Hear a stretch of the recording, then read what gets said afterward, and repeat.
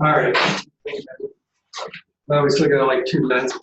For those of you who watch the recording, you get to watch 2 minutes and not much before it actually starts. Because, you know, hey, but I can do it. I can do who's here. I was sick. Attendance. It's just time for people to, you know, grab a snack. I was sick. I'm sorry, Tom. Huh? I was sick. I'm sorry, Tom. For what? You were sick. I missed last week and the week before. I missed all of you last week. I came in here and there's nobody here, and I just had to do homework instead. I do that pretty good. I do a pretty good puppy dog. I'm a middle child, can you tell? Told you, you're gonna die soon, dog. No, it's not good. No. Okay. So we're not here yet. All right, let's see. David? Yeah. Sean? Yep.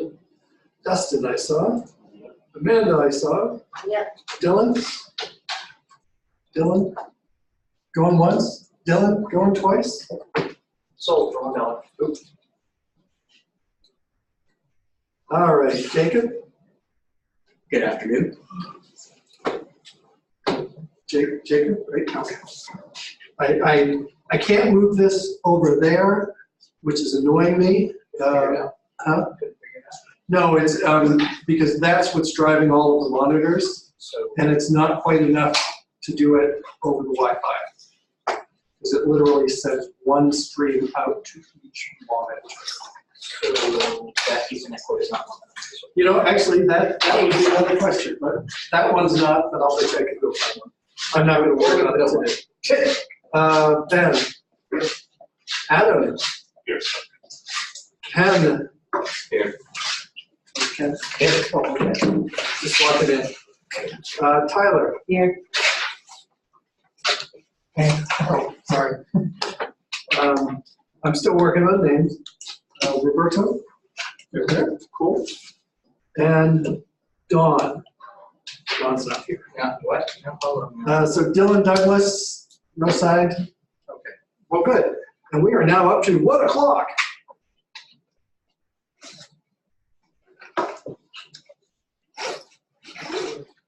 All right. So there were a few things that we're gonna just want to cover real quick, so that you all remember these things. April 11th, which is in how many days? Like 2 days, 2 whole days. Hey, I turned it on. Miracles of miracles, wonders of wonders. So April 11th. 2 things. One is that Word Chapter 7 is due. Yes. Thursday. Chapter 7 is due. And we're having a word test. Is it multiple choice? No. Oh, well, I failed. Amanda, have faith. What it is very much like one of the homeworks. You will get a piece of paper that says, take this document, do the following things to it. You've been doing it with all of your assignments. So most of you do really well on the assignments. It's not as bad as what's in the book, because I won't have you, okay, apply highlighting. Now take the highlighting off. Now put a different highlighting on. Now do a different, it'll just be much more straightforward than that. Because I know sometimes when the book asks you to do 5 things in a row, and it brings you all the way back to where you started. And it kind of reminds you of that joke, how do you get there from here? So, well, why did you give me all those directions? Well, I'm not going to tell you how to get there if you can't even follow simple directions. I don't know if you've heard that joke or not, but it won't be like that, but it will be very much in terms of what your outcome is. You will finish with 1 or 2 Word documents that you will have to upload. That'll be your final exam. Or not your final, your Word exam. Sorry. Wait, you're done? Yeah, you're done. Woo, hey! Unfortunately, I have to give you zeros for everything to do with Excel and PowerPoint, but no, we're not done yet. We're going to talk today about two different things. One is we're going to review, well, actually, the other thing is that a week from today, so April 16th, will be Excel Chapter 1.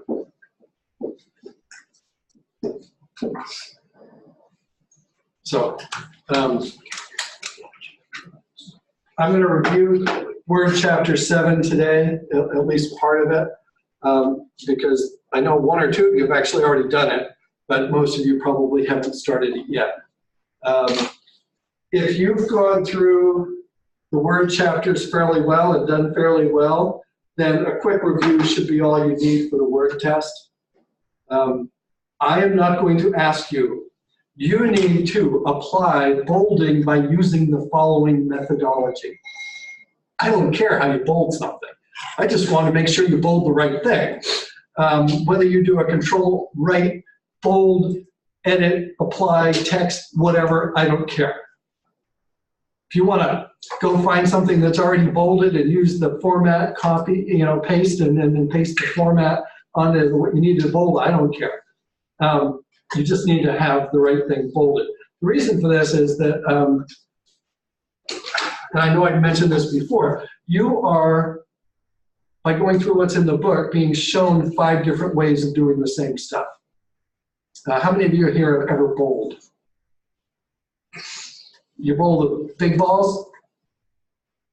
Well, there's candle pin. Candle. Well, I'm just saying. So I grew up in a family that bowled, and if you've ever watched people curve, you do this, right? I can't do that. I bowl like this, and I can out-bowl everybody in my family. They all look at me like I'm a strange freak when I bowl on an inside curve, because I've only seen like one person on the pro circuits ever do that. It's kind of like watching pitchers, and then somebody pops up that's a sidearm pitcher. Which is what I was when I was a kid. I don't know why I do these things. I mean, it's like, I'm a middle child, I'm doing it my way. But I can't bowl with an outside curve. Same thing with using Word, PowerPoint, Excel. You got 5 different options. You're going to figure out which one is the one that you're most comfortable with and ignore the rest. Me, like I said before, I'm a right mouse clicker. I grab the little mouse that's dangling over here by the, and hit the keyboards with it. And that's a right mouse click. Sick Tuesday afternoon humor, I know. All right, here's my phone too. My sugars are fine now, but I'm anticipating they're going to go down. So I'm just gonna leave it open here. Yeah, actually, they're not low yet, but they're heading that way. I never got a chance to eat lunch today, so it kind of throws me off.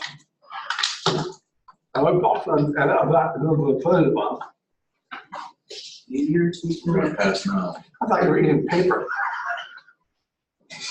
You're having pity on me for eating these large, sweeties.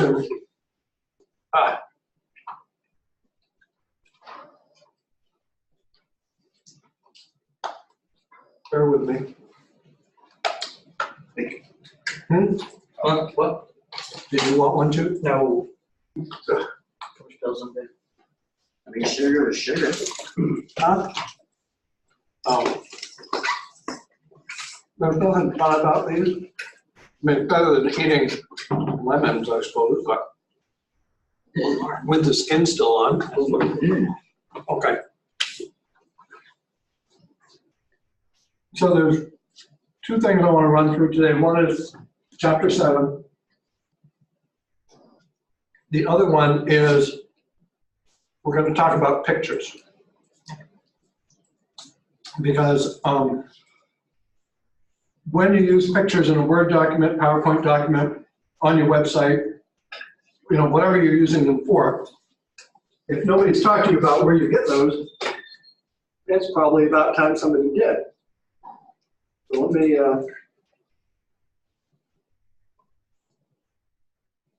come on, I gotta share it.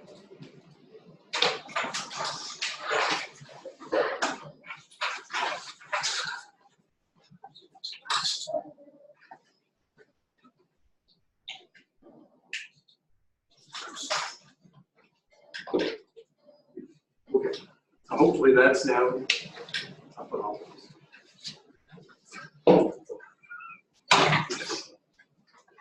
We're going to, so we're going to talk about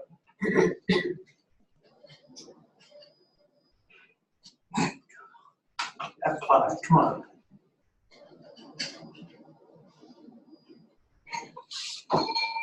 No, she's got it, yeah. There.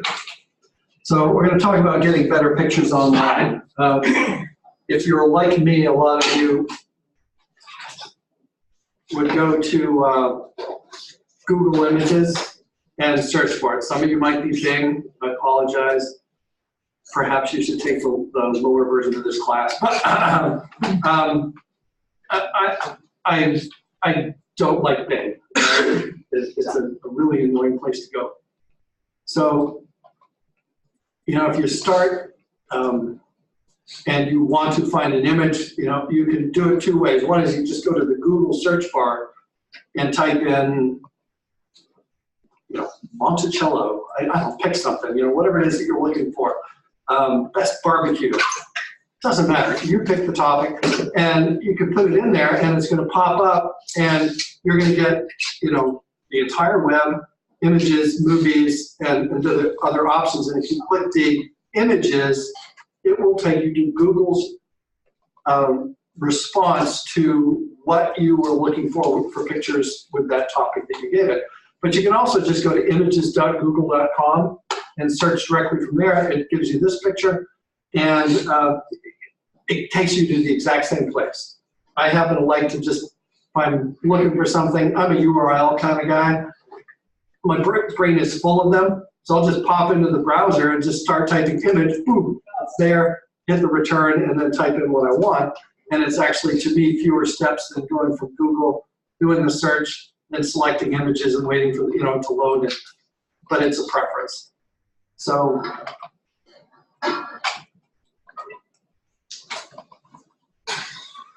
thank you. So I did one, Little Shop of Horrors. Anybody seen the movie?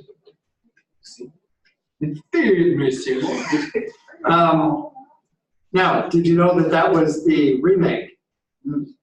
Anybody know who Jack Nicholson is? Yeah. You know, ancient, it's Johnny, you know, horror guy. I don't think he ever played a normal character in his entire life. But he played the original Seymour. Personally, I like Rick Moranis. So a totally different flavor. And that original movie was a horribly produced movie. I mean, it's got to be the cheapest budget thing I've ever seen. They did a much better job with the remake. And if you've ever, Ellen Green is the woman that plays Audrey. And she plays an absolutely ditzy blonde in the movie. She's an absolutely beautiful singing voice. It comes through once in the movie when they let her actually sing and not talking a squeaky voice, you know. But if you ever go to YouTube and find real things, she's got a beautiful voice. Unlike Rick Moranis, who I think probably on his best day almost could carry a tune in the basket. But so, you know, we pulled this up. I just typed it in. We get a whole bunch of images. The default is to not filter it by size at all. But if you go over to the tools option and click that, it's going to pop up and give you these other options, one of which is size. And if you click that,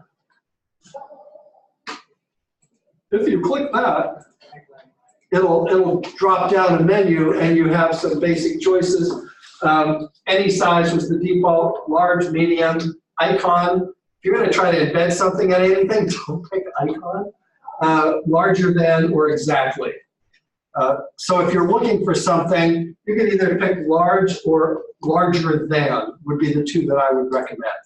Because if you're putting something in a document, you do not want something that's 200 by 300 or 180 by 200 or anything like that. It might look cool when it's on the web page this big, but when you do this onto your page or like this onto a PowerPoint that you're putting up on a 20-foot screen in front of an auditorium, And it's like, wow, 20 by 3 or 200 by 300 pixels really sucks. Because it does. It doesn't have enough there to give you anything. Now, you can also go under Tools, and there's an option that says More Tools, which is kind of funny because there's only 2 things under More Tools. One of which is to show the sizes. So if you went to, More Tools, Show Sizes, each picture now has the size directly under it. You're only seeing the larger ones because we also selected large on that first time through. So now I can see, wow, this one's 1500 by 2100. This one's only 800 by 1164. 910 by 910. Now 910 by 910 is still pushing it if you're going to put it up on a 20-foot screen, because you're going to be able to see the artifacts. These are 2 of almost the same image. That's a 200 by 300, and this one is a 1250 by 1750. Any difference? Yeah. Not only are the colors better, they're crisper. You folks are computer gurus, or trying to be. What does JPEG stand for? Joint Photographic Experts Group?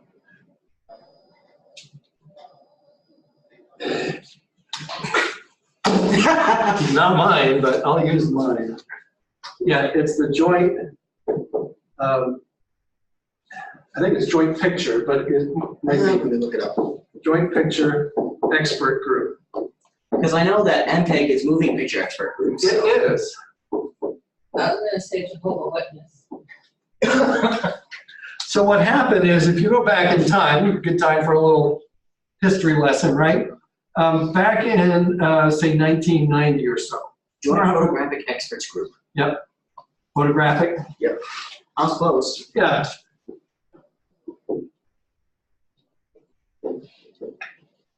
So before about 1990, the only way to share images on a computer was pretty much either GIF or bitmap. I think they might have had TIFF by then as well. These were very large, cumbersome pictures to send over dial-up modems, if you think about it. And now, mind you, in those days, a big picture was 480 by 600. I mean, ooh, wow, you see that one? It was 600 by 800. Whoa. And the reason for this is internet was like in its absolute infancy. Yahoo wasn't even out yet. we're talking Netscape was the browser. And most people, if they connected to the internet, were connecting via a dial-up modem using AOL or another local telephone internet service provider. Talking slow. We're talking modems that were running at 24, 48 kilobits per second. You did not want to be downloading 4 gigabit pictures. It was not possible. Time to finish download, 18 days, 5 minutes, and whatever. Would not have been possible. You could not even send a picture in an email. You could send text files, but you could not do that. Matter of fact, they had applications, programs, that if you needed to send a picture from one person to another, you had to process it into a textually based file format that represented the pixels.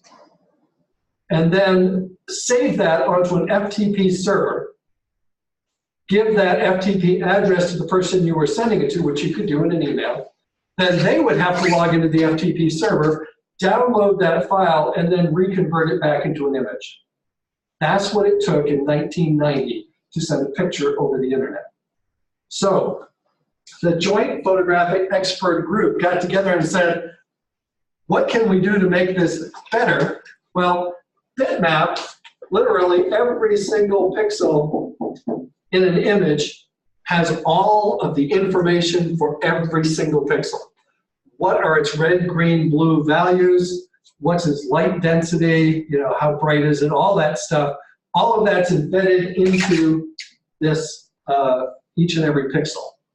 Well, what the joint picture expert group did said, whoa, man, you know, that picture's got nothing but blue sky. All those pixels are just about the same. And so they started to come up with algorithms that allowed you to average the values around each pixel. And if the averages were within a certain frame rate, then you just said, hey, same as the last one, same as the last one, same as the last one. And every so many pixels, or every, you know, so much of a distance, they would have to do one new complete one so that you reset it, and you didn't end up dying on the vine because, you know, it just corrupted, kind of like making copies of copies of copies. You know, eventually the quality just degrades. So when you look at a picture like this, what you're seeing are what they call JPEG artifacts. So as it runs through, it is trying to do an average of everything around a pixel. But because there are so few pixels in here, you know, if that's 100 pixels, that's 50 pixels, that's 25 pixels, you can see the dots that represent each pixel.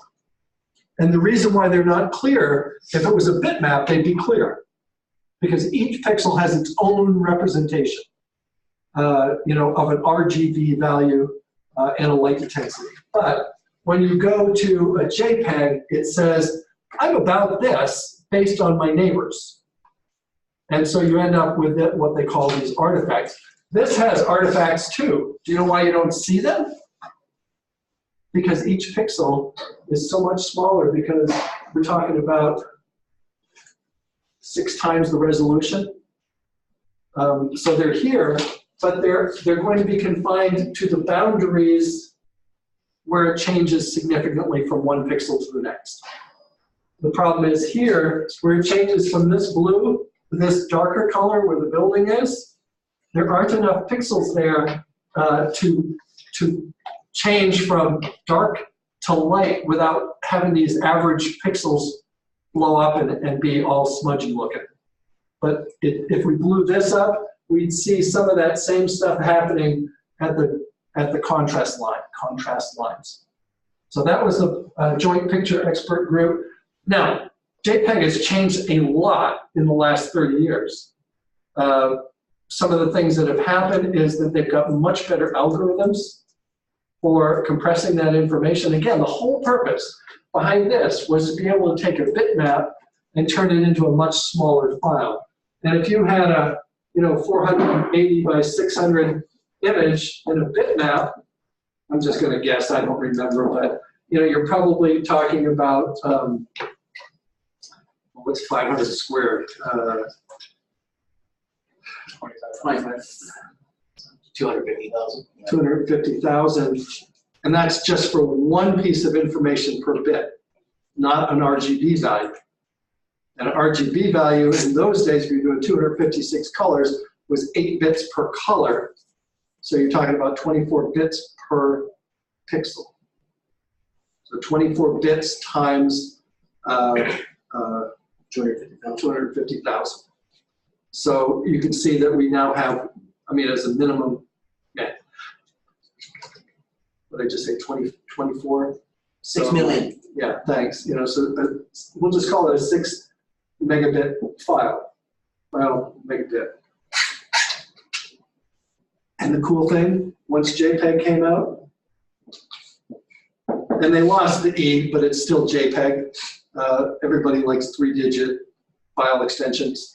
So instead of JPEG, they just made it JPEG. And all of a sudden it came down to like 50 kilobits. Wow. Now, it depended on the picture that you were doing.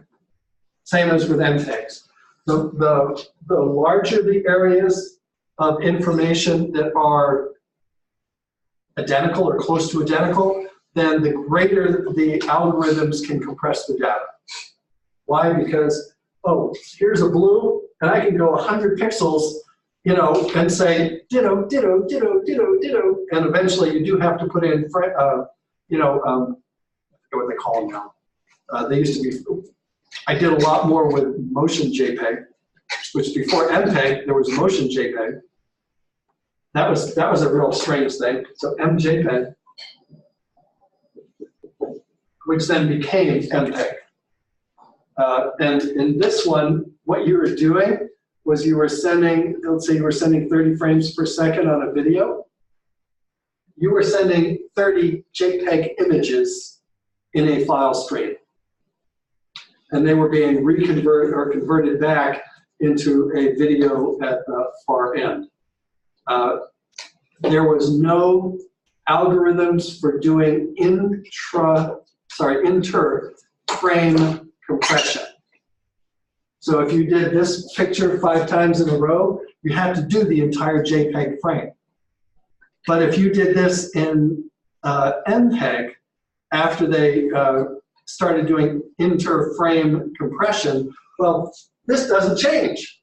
So guess what? Inter-frame, you said that whole area is the same map, the whole picture's the same. So they would only send 1 frame and then 5 dittos. Boy, you save a huge amount of information that way. And so coming up with the MPEG videos, you're going to do that. I totally bored you. History, you're gonna love history.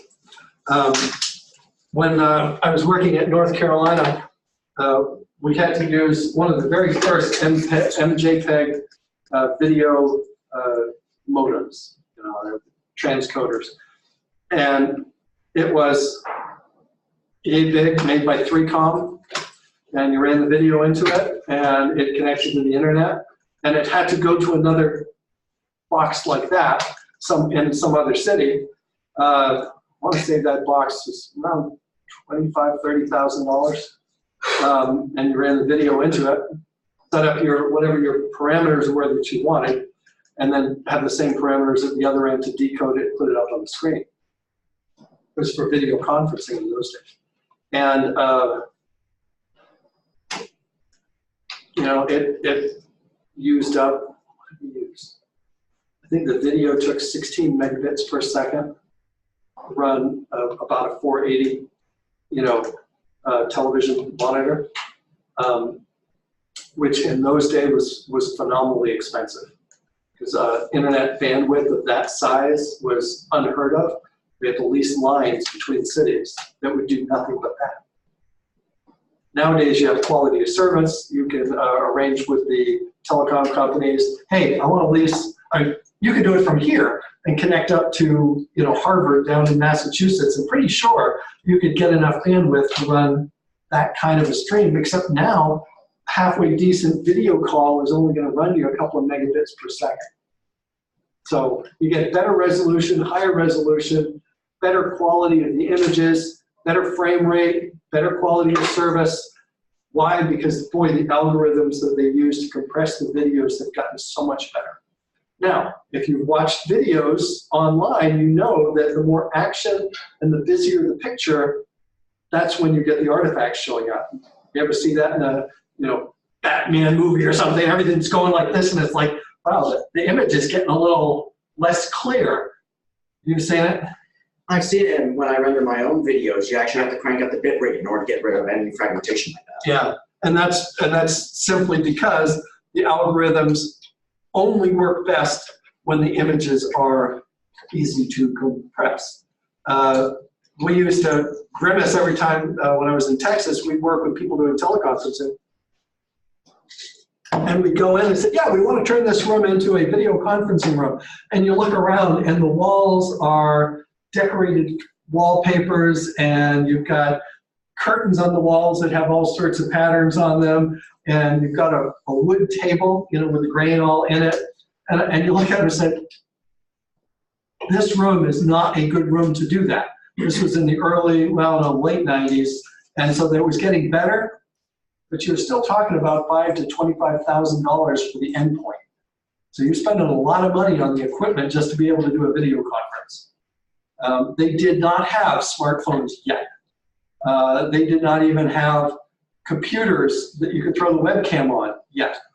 Those are new. For those of you who do this and have your little FaceTime and talk to your friends over it. Hey, you didn't say significant other. For a reason. I was thinking grandchild, but that's who I would usually do it for. And they're significant to me. But so it's changed a lot.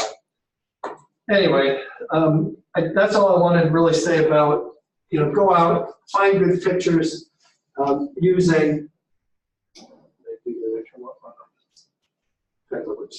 Computer.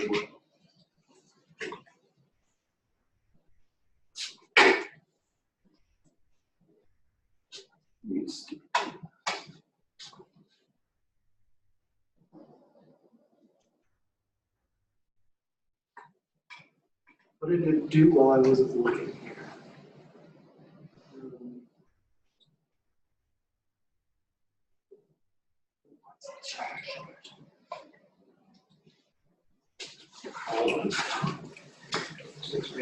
Well, it switched to notes mode, but I'm not sure why or how.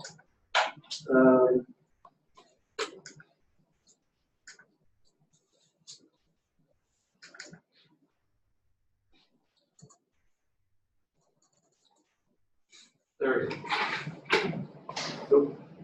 So now let's talk just for a minute about usage rights. So while it's really cool to go to Google and grab those cool pictures, it depends on what you're using them for. I can use almost any pictures to teach a class, because in the United States we have something called the Fair Usage regulations, which allow you to use even copyrighted material for educational purposes. For example, if I wanted to, if we were doing a video class and I wanted to show you a clip from the original Star Wars movie where you could actually see the little acetate, pieces being moved around on the screen if you slowed it down enough, and it's like, oh, well, that's what they had to do back in, the Lucas's early days, because, oh, look, and they just moved them around and they took pictures. CGI was not something that was big. When was the first movie? 77? CGI. No, when was the first? Oh, 70, yeah, 77. The first Star Wars movie. Okay.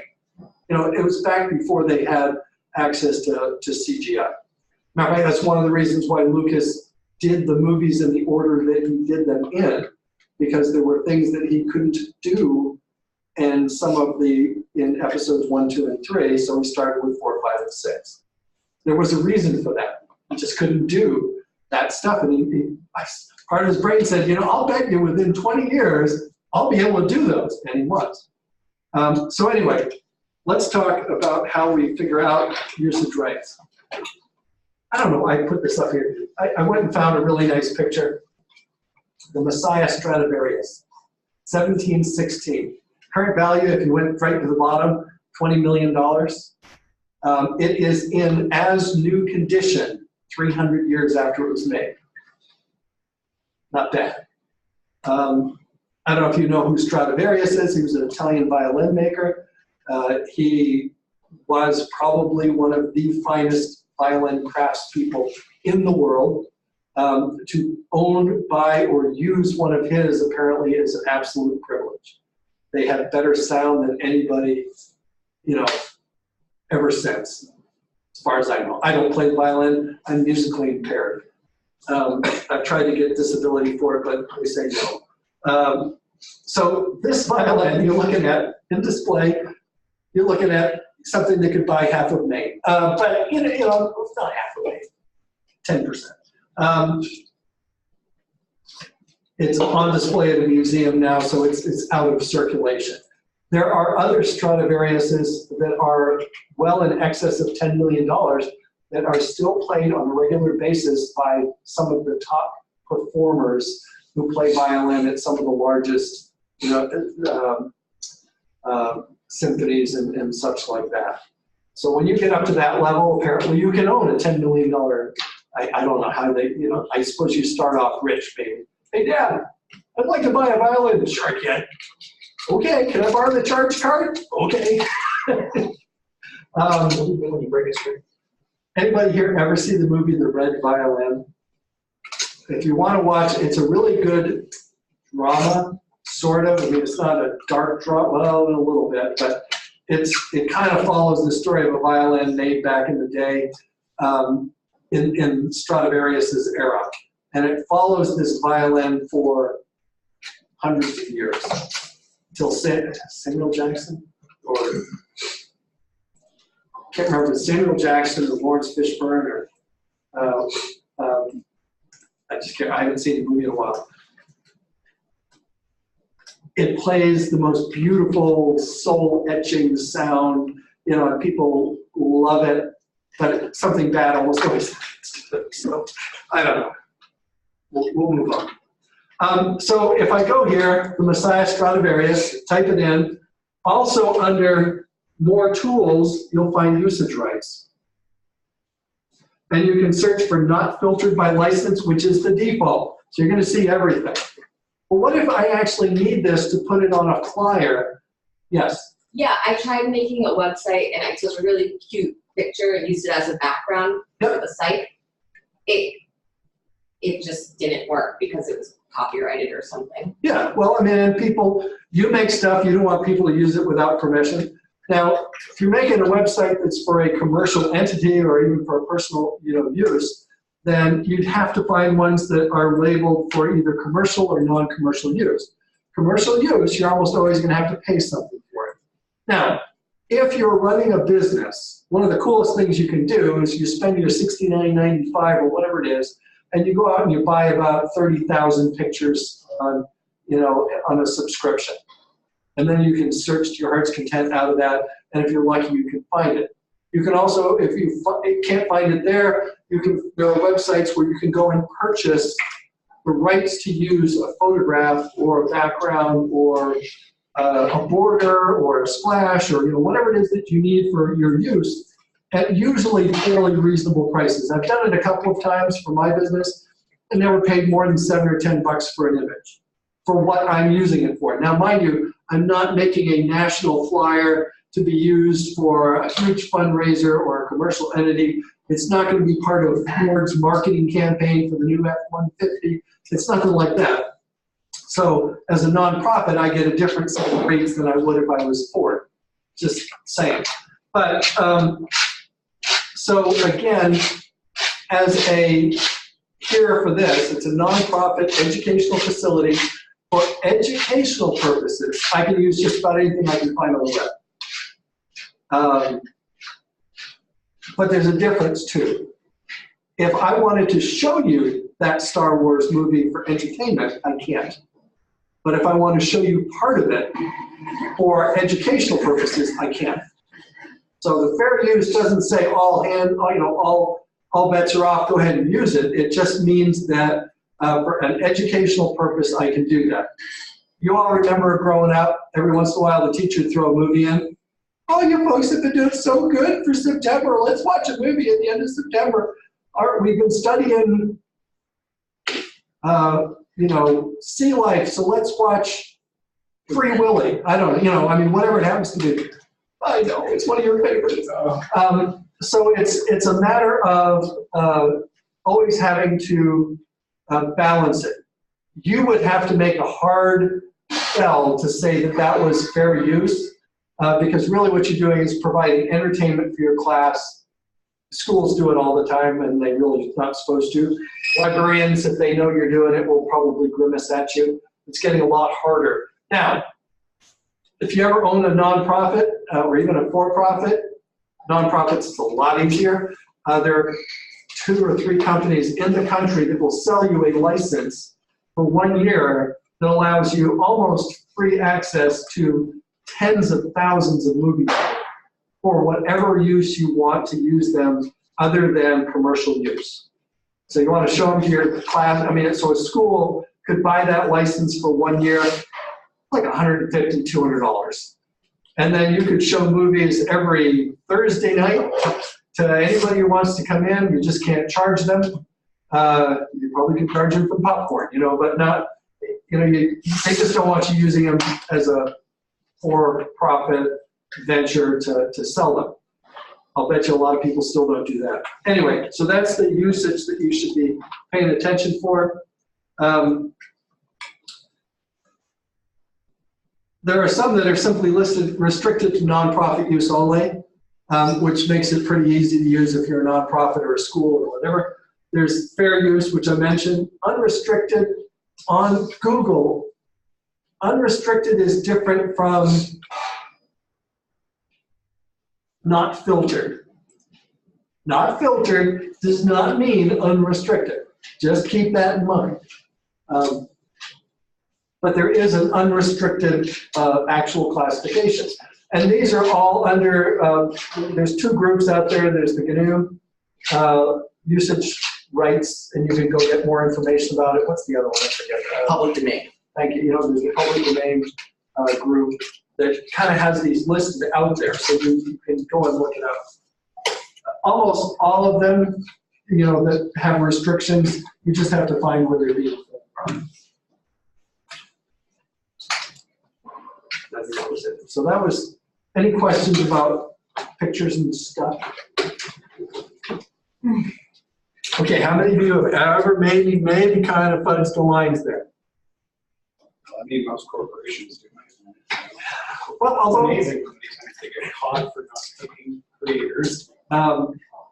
yeah, and you're, all of you, too young to know this, but I'm not. Black screen death. No. So you have to remember there was a time when Microsoft was new. Hard to imagine, but it was. And I'd have to look up the dates, but we're probably talking back around 1990. So Microsoft came on disks. And you buy Microsoft, you probably just spent $90 to buy the operating system, maybe a couple $100 for Office. It's only 23.5. Yeah, you know, and when you install it and you take the disks, because there's no internet to have to require internet checks to make sure your license is valid, and you give it to Don, and Don gives it, you know.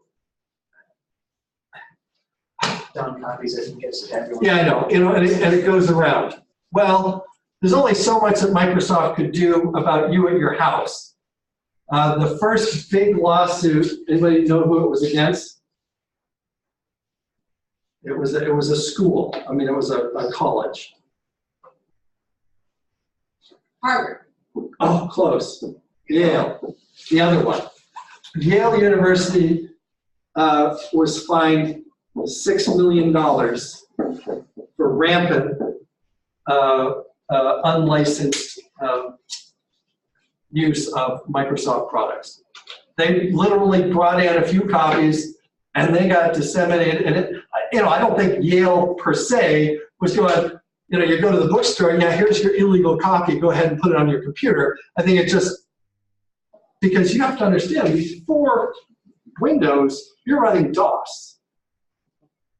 And so anything was better than DOS, you know, if you wanted to get work done. Now, you could run on DOS and then load things like WordPerfect existed before, and so did WordStar, and there were other word processors, but they worked better and easier on an operating system like Microsoft. So you could just make your life a lot easier by doing that. Oh, I've got Windows now. I want the Windows version of Word rather than the MS-DOS version of Word. So you go and pirate that and off you go. Well, that was just Yale. And you can't believe how many colleges across the country were scrambling as fast as they could to not be the next one under whoever it was, the FBI or whatever was doing the investigations at the time. Because $6 million was a lot of money. It was more than it would have cost them to simply put the stuff on all of the computers. But it's copyright piracy. You've all seen the wonderful little warnings. If you copy this video, it's a $25,000 or whatever it is, you know, million, bazillion dollar fine, and you're going to jail in the Philippines for the rest of your life because we're going to extradite you and all that kind of fun stuff. You lose your citizenship and all that. Because, well, you know, the movie industry doesn't like people to pirate their stuff. Now, mind you, if you photocopy a book, go for it. Anyway, well, the same thing goes. Like if I wanted to have you read passages out of a book. I can use the fair. Oh, no, it's the end of the. Yeah, no, yeah, last. Just have to look at something. So I can use a short amount out of a book. I cannot copy entire chapters and give them to you. I cannot copy entire books and give them to you. So there's a difference between, now I could usually do an article out of a magazine or out of a paper. But there's a difference between that and, okay, we're gonna read, Tears in the Sun. It's a 200-page book. Here's your photocopied copies of that book. Or I've scanned it all and here it is on a thumb drive. Or you can get it from my Google Drive, and do whatever. You can't do that because the purpose of the book is that if you're going to teach a class, you better have that many copies and licenses sitting around to do it. All right, enough on that. Chapter 7 in Word.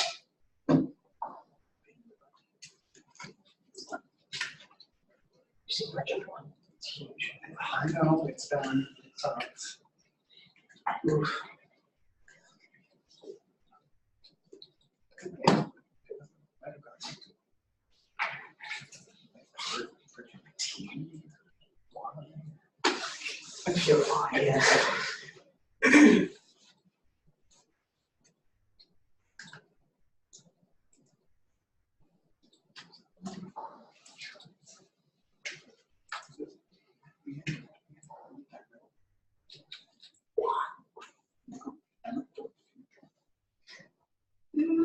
All right.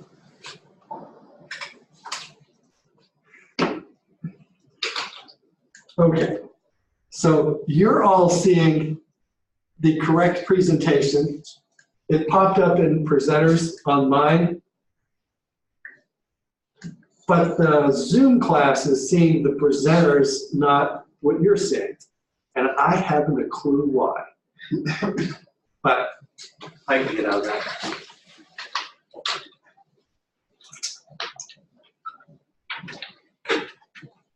All right, there we go. So Microsoft Word, and pretty much Chapter 7 is about creating tables in smart art. It's not that bad. And I think you've got, I forget which projects are in there. Somebody will look at that probably. Pretty much, we're just gonna, there was one right there. Create a table, change the table, design, select cells, change the table layout, convert text to table and table to text, draw a table, insert a quick table, and those are just two different ways of doing the same thing. No, I just don't remember which one, what the assignment is. I'd have to open it up, I'm not gonna. You'll see it when you go to coursework for this. Do calculations. Now, doing calculations in a table in Word is nowhere near as powerful as doing those in Excel. So you kind of have like a little baby Excel chart, a spreadsheet inside of a Word document, or you can actually make it in Excel and then import it either linked or unlinked back to your Excel spreadsheet. So we can talk about that too. And then a little bit about doing smart art.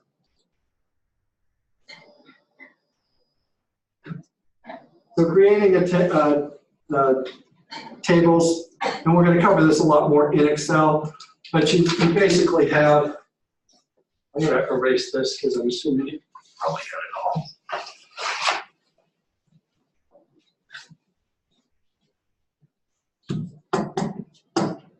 So you've got, no surprise,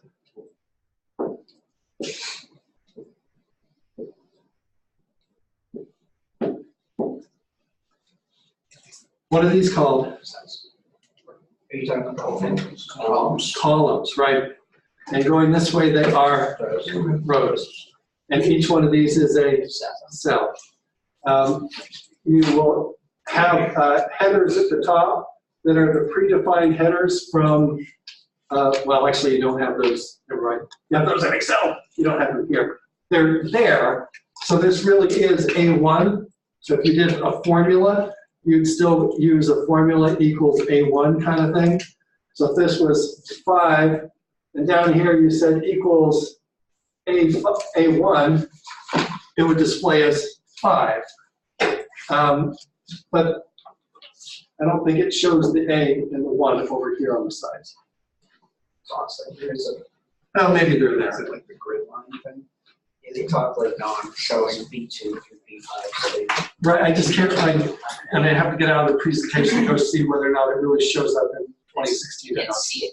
I don't think you They're can there. see it, yes, It's they're like there. that. So that's how, that's the terminology.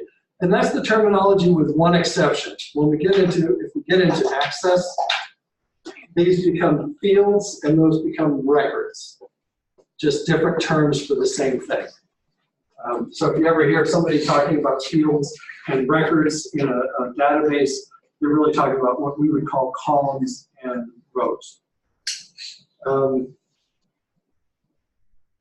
Yeah, so they don't show them in the, this is how it might look. You've got different things around the sides. You've got a table handle. You've got grid lines, which you can turn on and off in terms of whether you want them to be visible or not. You can change the colors of the grid lines. You can change the thickness of the line. You can change the background colors, all of that. Sorry, let me move the, no matter where I put this, it's in the way to something. Now, you can resize all of these by grabbing the boundary wall between the verticals and the horizontals and just sliding it around. However, unlike Excel, where if I grab this and dragged it over, everything would just move over and the others would stay the size they currently were. In here, if I were to grab this line and drag it over, these three would get larger, or at least this one would get larger. Because this end is tied to that side of the page, and this one is tied to this side of the page. You'll notice, let's say this is name, address, city, and zip code. And it's like, oh, I need more room for the address, and I grab this and drag it over. The other ones are gonna go, ooh. And it's very easy to lose the amount of space because Excel has no boundary. It can go and go and go. You're limited in Word to the width of the page. And so it gets a little bit harder for that. Now, when you make a new table, the easiest way to do this is if you already know what you want to put in it, is to just do insert table, and you can just drag this thing, drag, until it has the right number of columns and the right number of rows. Let go and boom, right there in the middle of your page, spread it off across the entire width of the page will be your new table. The default will be that each row is one row of text high, but it's going to take the width and divide it by the number of columns that you did. If you're doing, planning on doing a lot on a piece of paper, then you might want to consider doing landscape. And you might want to consider half-inch borders. Because if you leave it in portrait with 1-inch borders, you're talking about 6.5 inches to deal with. So portrait and 1-inch borders only gives you 6.5 inches workspace. Landscape with half-inch borders would give you 10 inches of space to work with. Big difference if you're trying to display data. So those are things that you can consider. You can always also, once you're in a table, just grab the entire table and decrease the font size. I love it when people try to do that all the way down to size 4 or 5. If your printer's good enough, you can print it. But you may need a laser etcher, to print that, because you get into the point where, as with JPEG artifacts, it gets messed up and it gets hard to see. So try not to go below 7 or 8 font-wise. If you just can't get it in, try this first. And of course, you can go to larger papers too. You can always try a legal side paper, which is 8.5 by 14, to give you 13 inches if you use beyond margin.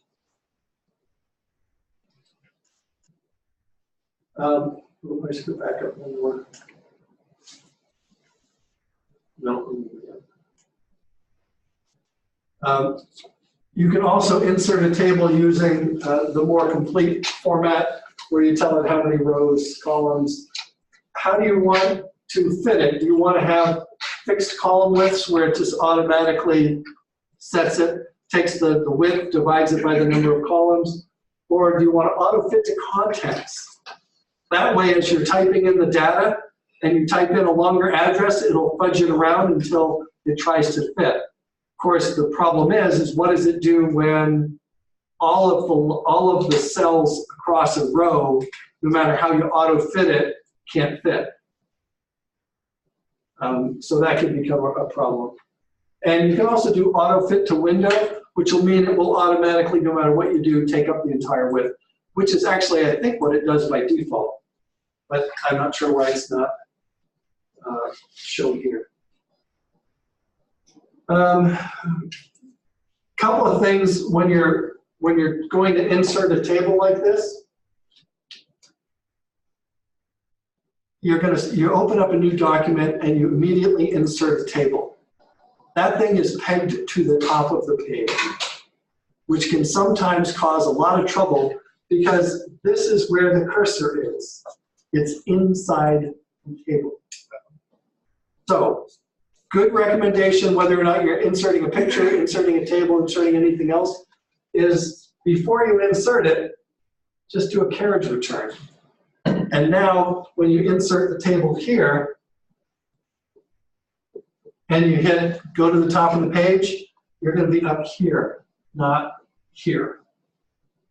Does that make sense? Just a piece of information. Now, depending on the kind of object, whether it's a table from Excel or a table from Word or a picture or a piece of word art or not word art, what's the other one? Smart art, then sometimes what you'll do is you'll see the cursor here or here, meaning that it is just in front of but not part of the object that you're dealing with, or just after but on the same line as the thing that you're dealing with. And what you can do is you can either do a carriage return here, which will put the cursor down below it, or if you're here and you do a carriage return, it's actually going to add a line above it and move the whole thing down. So those are just, you'll see them if you do this a lot because it's going to pop up, and there's nothing more frustrating than being inside this because there's no place to go above it. All you can do is you can insert a row above it, go up there, and I can't remember if you can then delete the row and allow you to move up. Or you can cut out the entire table, put a couple of spaces in, and then paste it back again. Just put a space to start with and you'll be happier. They may have fixed that with the latest version, so you have to remember I'm an old dude. There's a bunch of things you can do in terms of moving around inside. Tabs, arrow keys, up, down, Alt, End, Alt, Home, Alt, Page up, Alt, Page down. I'm not going to make you memorize those, but if you're going to do a lot of work with graphs, then that's what you're going to use to move around. You've got a bunch of tool design options. So if you put your table in, you click in it someplace, and you'll get your table tools up at the top. And you have a design tool and a layout tool. And the design tool is going to let you, do you want to show the grids? Do you want to just have horizontal lines between each row? Do you just want to have one at the top and the side? And if you click the down arrow, it allows you to see more styles. You're going to see a lot of styles to pick from, including alternating colors, which are always nice to have, so you can tell the difference between. Also to go back, I know they were talking about that, but over here you'll also know it has a header row and it's got a first column. What that means is that do you have, January, February, March? Those are headers, right? And then over here, you've got, east, west, north, south. And this would be first row, or what they call it, first column. So if I actually have those, I can tell the table that those are kind of headers, not data, and it will treat them differently. It's not an end-all until you go to do something like try to graph from it. And then it wants to know if that's information is important to graph. This shows you a drop-down of those table designs. So you can pick a lot that will automatically make it look prettier than just having data sitting there on the page. How many of you have done tables in Word before? A couple of you? A few of you? So probably maybe half.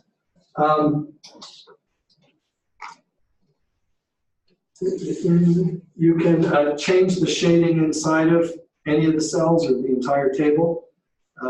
You can change the line depth, the line color and the line thickness.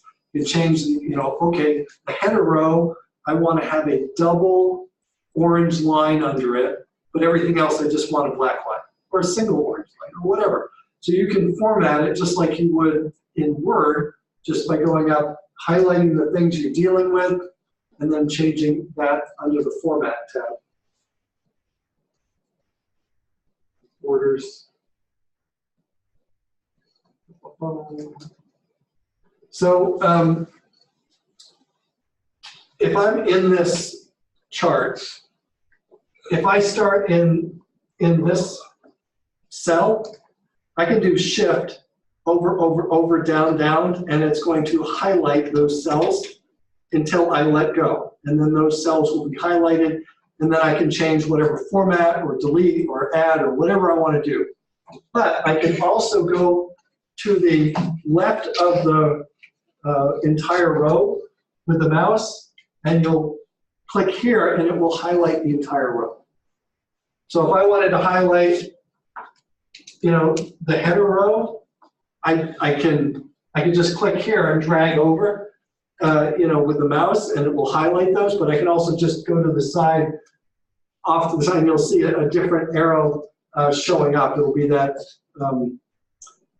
right pointing arrow. And if that's there, that means when I click, I'm going to highlight whatever. And I can also click and drag down and highlight a number of rows all at the same time. I can also do that at the top. Should be able to do that at the top.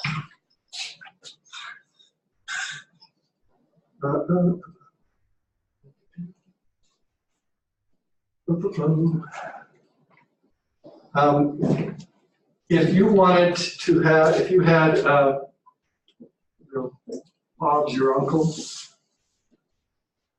I don't know why I do that. I watch too much comedy. I don't even know where that's famous from, but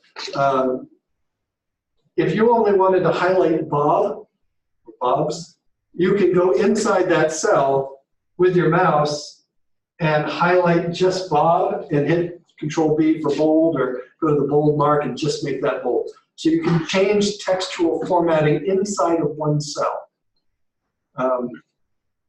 But you can't change like the background color just for Bob, because the cell needs to have one color. But you can do underline and bold and italics within a cell. So.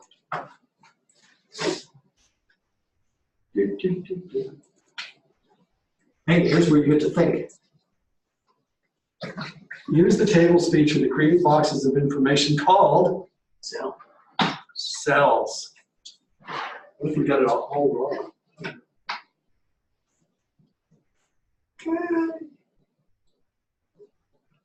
Press these keys to move the insertion point to the preceding cell using the keyboard.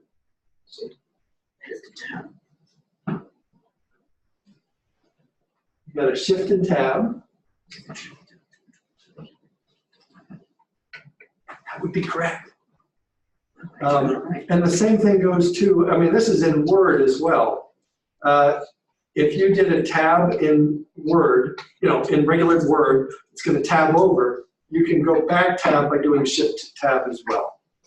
Yes. In fact, for most things that you do, if you and shift just inverts it. Keep that in mind. Maybe I'll put it on. What key to extend, to turn on extend mode to select text? No, I don't even know that. I didn't know. Yep. F2 is to edit. I don't know. And we'll find out, right? Whoa! And we had a 25% chance even if we didn't know. To select the next cell's contents using this key. Pretty sure I have papers in the book.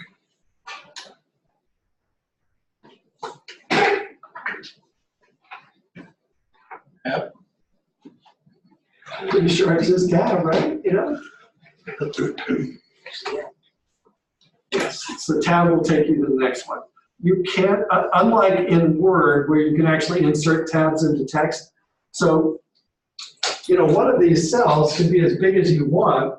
So you might have, that's your next one, and there's line after line after line of text in there. But you can't do a lot of the stuff you do in Word. You cannot tab, can't set tabs, you can't indent, you can't do all of those kind of things. You can change the font, you can change the italics and the bold and stuff like that. So if I'm in this one and I hit tab, it highlights the next cell. Tab the next cell, tab the next cell. And alt tab shift tab would take you back. What's control tab? Center. Center in the middle. Yeah. I'd have to look it up too. Is that what it just says? It's one of these. If you look at the back of the chapter, you should see that page that has all of the. Yeah. Count on you, Don. Come on, you let me down. Is that it? All right, maybe they don't put it here.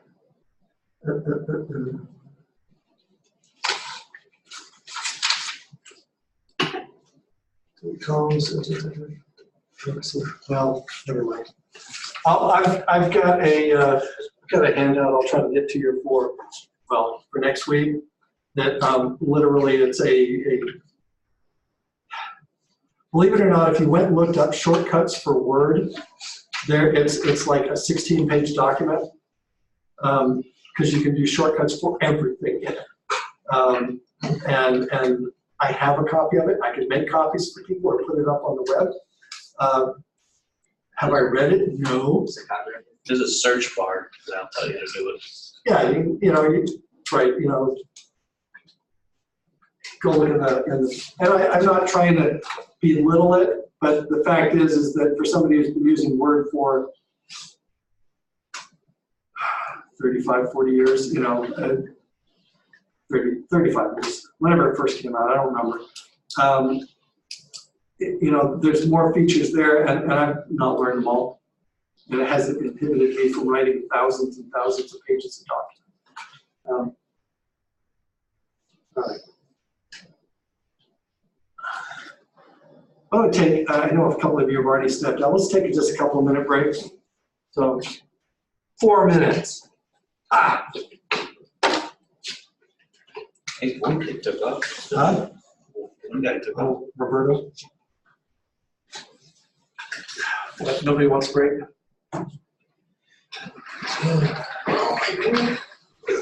Now's your chance. Now my shoulders go up. Sure. It's completely canceled.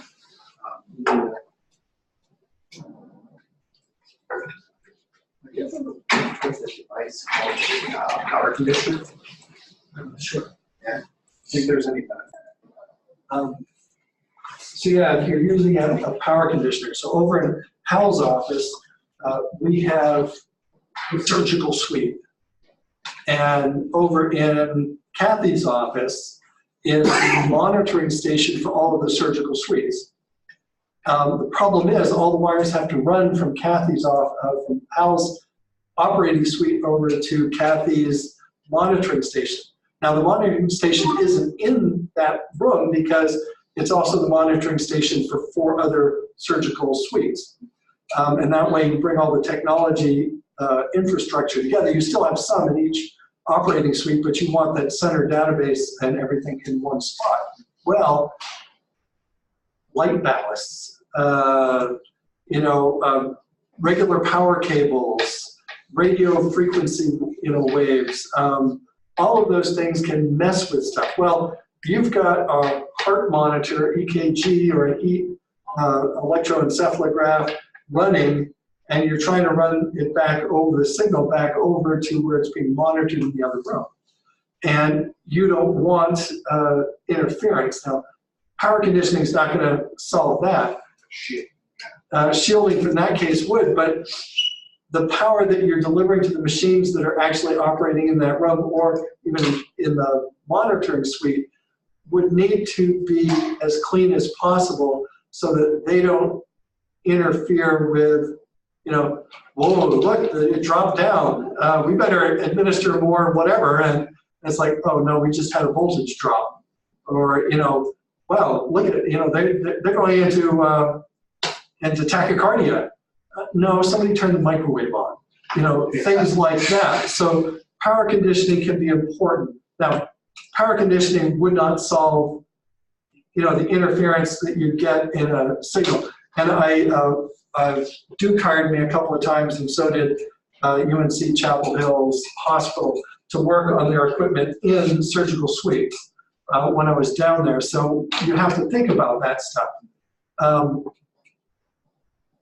But power conditioning, you're mostly just trying to introduce the cleanest power that you can to the devices that are working. They aren't going to solve the issues of transmission of data. And they sure won't. A lot of people have tried to run data over power lines. They're going to probably suck all that right off if you do power conditioning. So you don't want that, because they're going to go through bandpass filters and pull off any of the unnecessary interference that might be on the lines. And they're also going to try to modulate that voltage regulation. I don't think any of them have to worry about frequency changes. Where you're supposed to be running at 60 hertz, and for whatever reason it drops down to 55 hertz. I mean, I've heard of it happening, but for that to happen, you're usually talking about something going on at the power station, and there's not much you can do about that. I don't even think I don't know if the uninterruptible power supplies do that or not.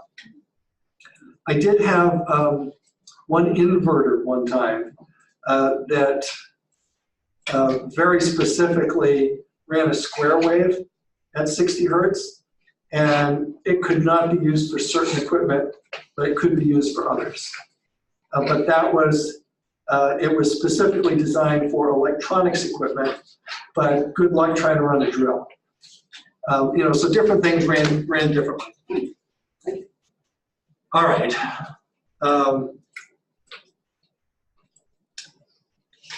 I'd still probably just say, you can try it. An UPS is the best thing to use, especially if you're in a rural area. Yeah, I have one. I just need a battery for it. Yeah. Well, there you go. People park cars around here all the time. It's not. I wish. The UPS at the University of Texas Health Science Center in San Antonio was a room twice the size of Hal's office, with just floor-to-ceiling battery. I don't remember how it was wired. That was Hardy's problem, not mine. But they could run the internet for South Texas out of there. Because that's where all of the internet for South Texas ran through the basement. The whole trunk line. The entire trunk line for all of South, which is basically the size of Maine. So if you think of the geography, San Antonio would be where Fort Kent is. And everything internet-wise came down through San Antonio through the basement. Commercial and non-commercial.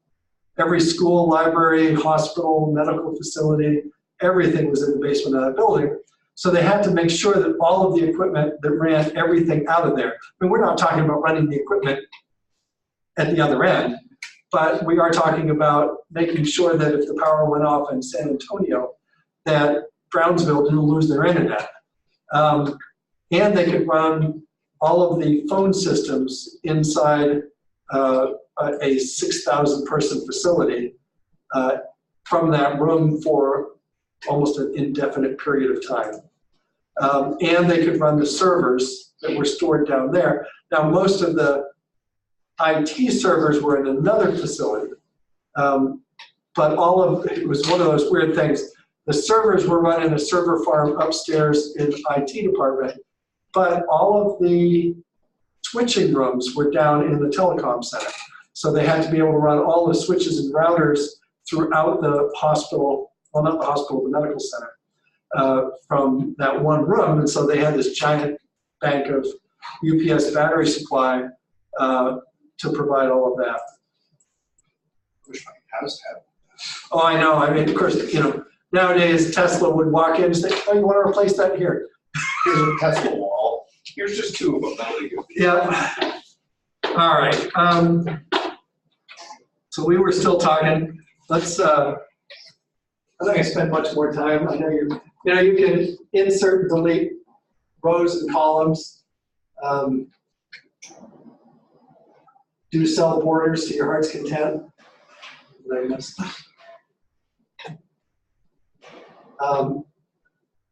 You can look at, remember there was the design, but there's also the layout. And this is where you can delete, insert, right, left, split cells, merge cells, split the table into two tables. So, maybe you finally made this long, big honking table and you really don't like it that big and you want to split it into two parts. Go to where you want to do it, split the table into two. Then if you need to add top, title range at the top, you can literally copy and paste the title back and forth. You can distribute rows and columns. You can center text vertically, horizontally, top, middle, bottom, whatever. Change the text direction. Now this is a cool thing because if you've got the headers up here, and a good example would be, the months, right? Well, May is a nice short month. January, not so much. And so one of the things you can do is, make these much bigger, and you could write, January. But it also lets you do on the side, or, just leave it on that. So you have a number of options for your text direction. And I think one of the problems and I can't remember if it's this the other class, but where they have you merge a number of cells on the leftmost side, and it kind of becomes a side title, and they have you merge it, turn the text vertical so it has a banner running up the side of it that says sales by regions, or whatever it happens to be. You can also, which is new for 2016, I don't know if it was 2013 too, is if you just go to the very edge of the table, either at the side or the top, you'll get these little pluses showing up, and that just means insert a new row, or at the top it would mean insert a new column. So again, there's 5 different ways to insert rows and columns. You go up to the top, insert, you can go to table, insert, you can go to the right mouse click, insert, and you can use the plus, little plus sign. Delete, yeah, I don't need to tell you how to do that. Merge cells. If you highlight more than one cell, it gives you the option to merge them together. Just realize that sometimes when you merge things together, if you then tell it to sort stuff, it may have a harder time to sort if you include these cells that you merged, because it's no longer A1, it's A1, 2, and 3. And so you tell it to sort, or A1, B1, C1, and you tell it to sort by row B. It goes, well, I don't know how to do that because B1 belongs to A1 now. So just realize you may run into that, and you can get around that by not highlighting that, highlighting everything else in the table, and then sorting. You can also split cells. I've never really done this except for what they're showing here. So you have a telephone option, and then you're 300 into your telephone index, and somebody gives you an extension. I don't want to put an extension in. So they split it and put an extension to the side. I don't even know what you call that now. Is that CA1? Or how do you identify that split cell? Now you can also change the widths by going up to the tab bar and moving things up there. You can also move them by grabbing this right on the boundary line and sliding it right and left. Now, you'll notice that when you're moving things, you should see the widths of the column up at the top, in case you want to know. In case the instructions say, make column B exactly 1.5 inches. It's like, well, I don't know how to do that. And you can do that a couple of ways. One is you can highlight column B and then go to the table properties and set width of that column. But you can also do it just by looking up here. And I can click in where it says 1.31 on here and type in 1.5. So I can actually do it, because sometimes it's hard to get it to go back and forth. Auto fit, blah, blah, blah, blah, blah, blah, blah, blah, blah, blah.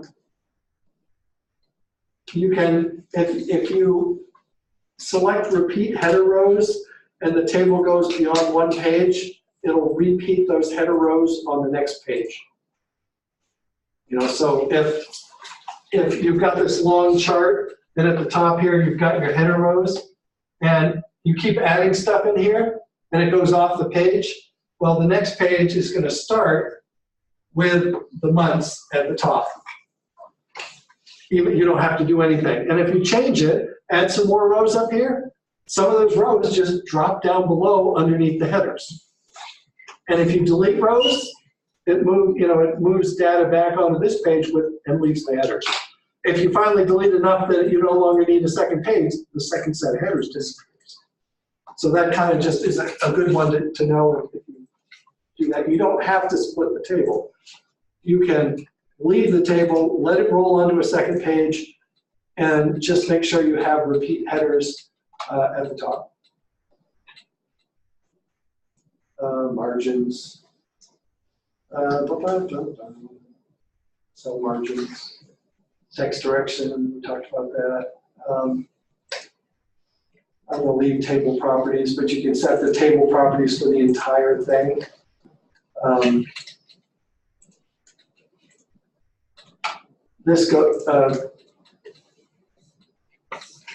You can change the entire table size by grabbing the bottom table handle at the bottom right corner and let it, change the size. It'll just, I'm pretty sure it will change. If you make it larger, I think it increases the font size to help fill the space. But if it doesn't, then you'll let me know.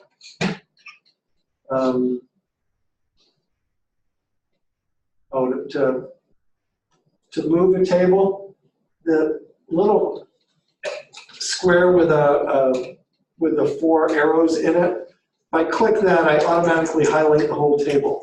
I can then do a cut and paste, copy, paste, do whatever I want, and I will have the entire table. I can move it wherever I want to.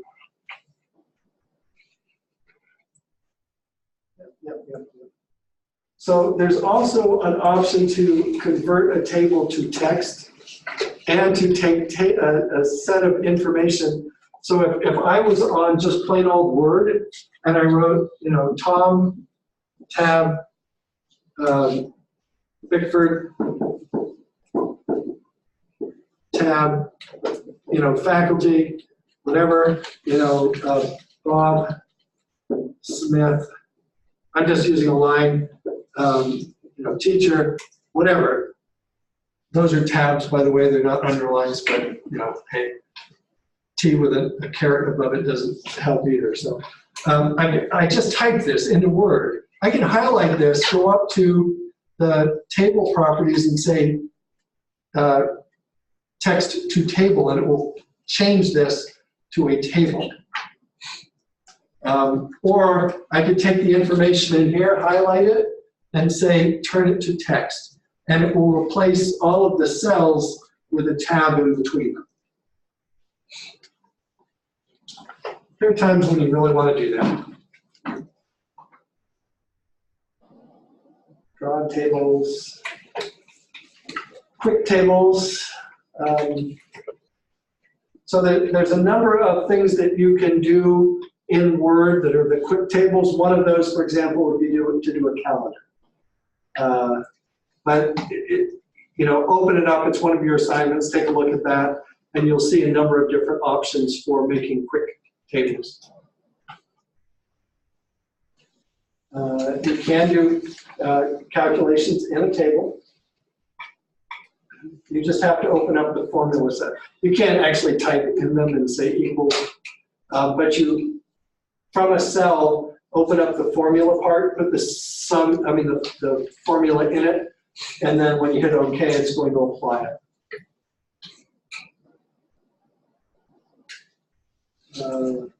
I can also insert from an Excel spreadsheet. So if I've already got it in an Excel spreadsheet, I can insert it directly from there. Just use the insert table Excel spreadsheet. It's going to open up a dialog box that allows you to go find your Excel spreadsheet.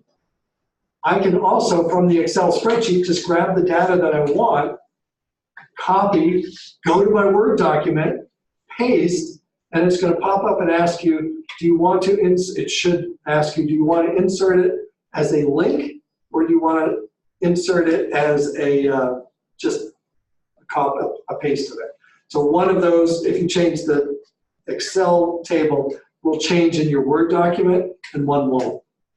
Depends on what you want to do. If you were keeping track of, it was the end of January and you wanted a report of how much all your clients owed you, and you do a snapshot of their current balance and drop it into January statement, you would want to do that as a non-linked copy. Because if you went to open it in February to see how much they owed in January, if it's linked, what's it going to do? It'll show you their current balance on the day that you opened it, which really will mess up your accountant, who become the next Jimmy Hoffa. Accountants take out a lot of people, I'll tell you.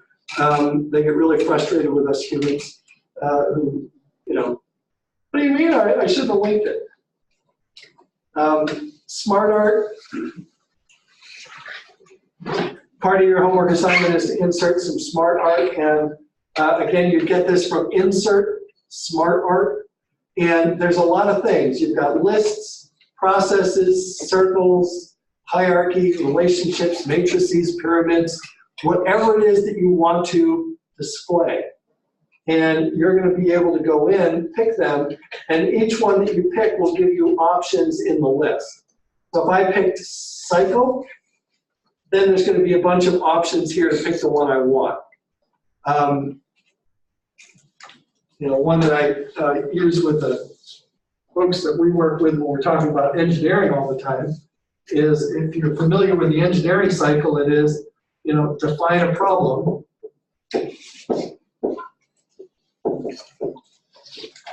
evaluate, propose the solution,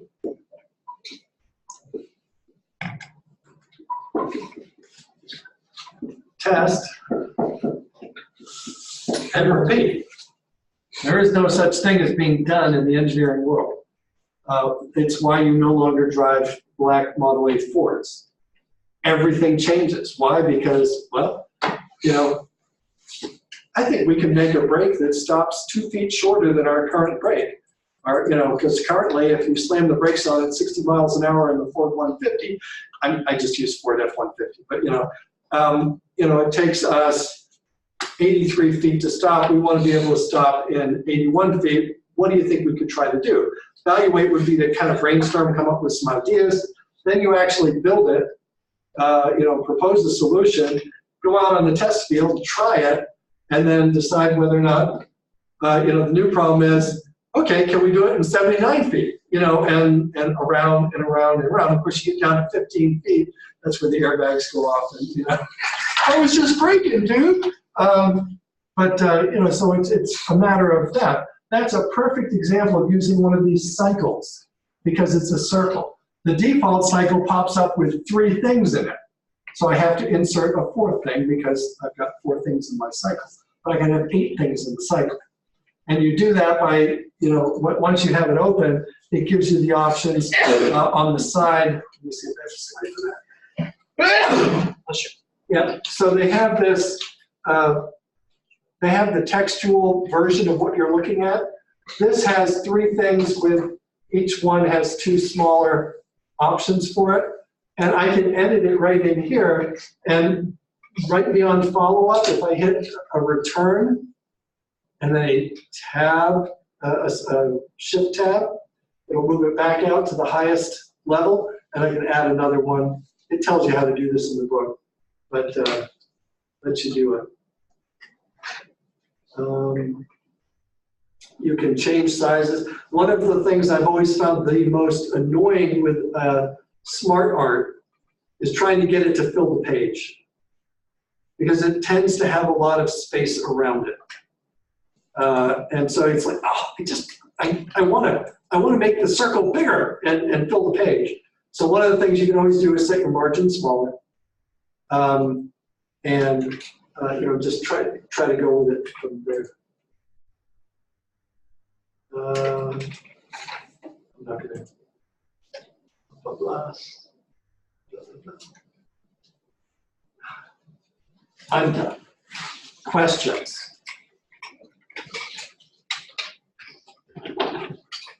Most of your homework has to do with tables in Word. You have some that throws in the Word.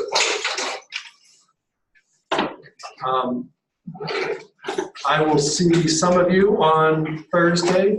Remember, wait. Did I just say there's a test? There's not a. You know what? We're gonna have to do the test Monday. Monday. Tuesday. The way these stupid alternate classes work is that it's kind of hard to mandate that you're here when it's a non-mandatory class. I mean, you have to watch the stuff, but so we're going to change. Test date is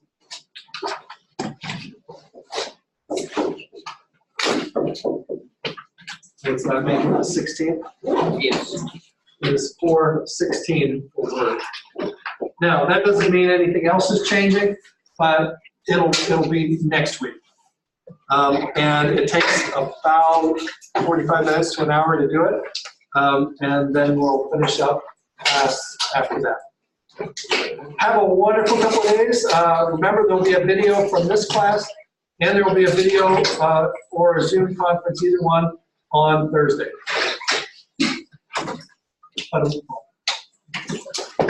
Note to self, turn off video.